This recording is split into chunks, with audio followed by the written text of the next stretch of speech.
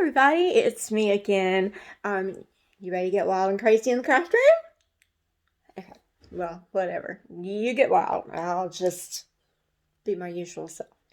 Um, so I wanted to share something with you guys today. A fun, creative little project that you can do.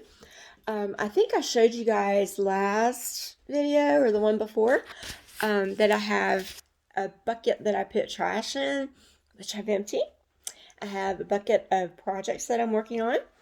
And then I have another box that has little scraps of fabric in there, pieces of ribbon, uh, buttons, what have you, is in this box.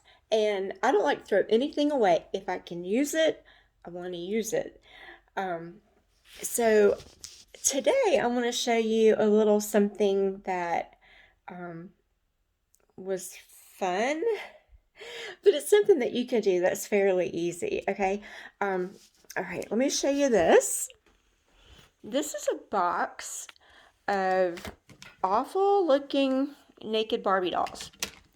Now, I got this whole box at a yard sale the other day for free. This guy said, take them or I'm going to throw them away. So I'm like, no, don't throw them away. Because I have two granddaughters named Mia and Lucy, and they love to play Barbies.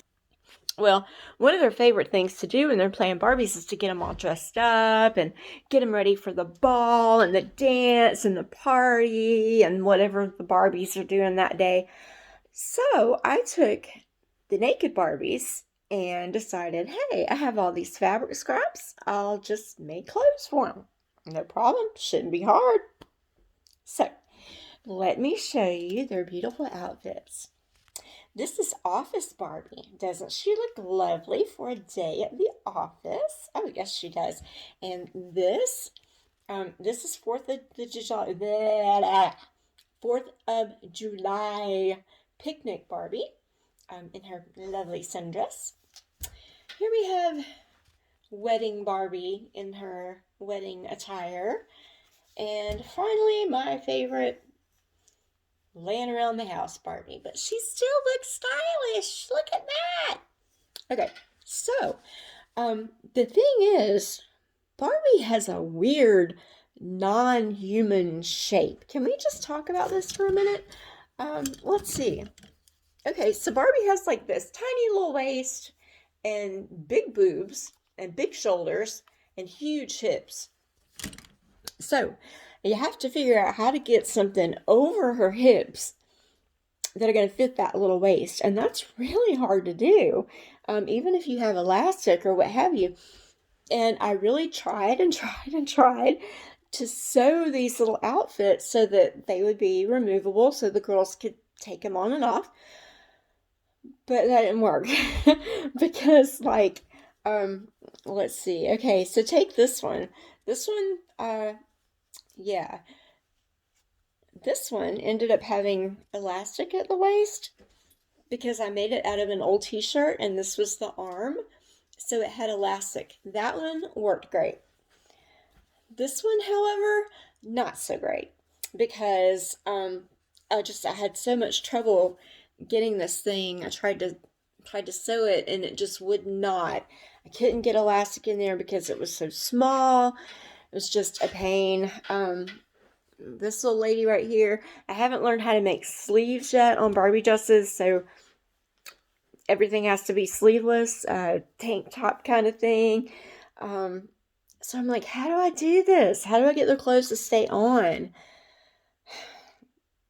Glue gun! So I got my trusty glue gun, and a lot of these pieces are just glued together, like her little headband. That's actually a piece of lace. Isn't that cool? Made into a headband, and little hearts just glued on there. This dress, for example, the back is glued. The skirt is glued. They look really nice as long as you don't change their clothes. This one's little vest is literally just a piece of fabric that I wrapped around and then glued some buttons on. Took some more fabric for her little hair bow. And they look great. They really look great. I I don't know how well that's going to go over with my granddaughters because, they can't change their clothes, but we'll see how it goes. Okay, so I know all of you have been losing sleep over my green dress from video number 1. So the next video, it was in the closet, and yeah. Well, I'm happy to announce green dress is back. Sort of. Yeah, so last week we talked about having patience and about seam rippers. So during the Super Bowl this past Sunday, I don't really like football that much, and I didn't have any idea who these teams were. But I wanted to be nice, so I sat on the couch with my husband while he watched it. And I got out my seam ripper in the green dress. I'm like, hey, I'll spend some time doing this. Honey, I ripped out the zipper, that big long zipper. I ripped out the sleeves. I took this thing completely apart and then put it back together. Sort of. Here, let me show you what happened, or what it ended up being. Now it's a lovely spring blouse. Isn't this just so cute? I wore this today and I really got a lot of compliments on it. On the back, look at that zipper. It looks so much better than it did the other day. It's like, it's not invisible, but it's not as visible. I couldn't figure out the vent thing they were talking about.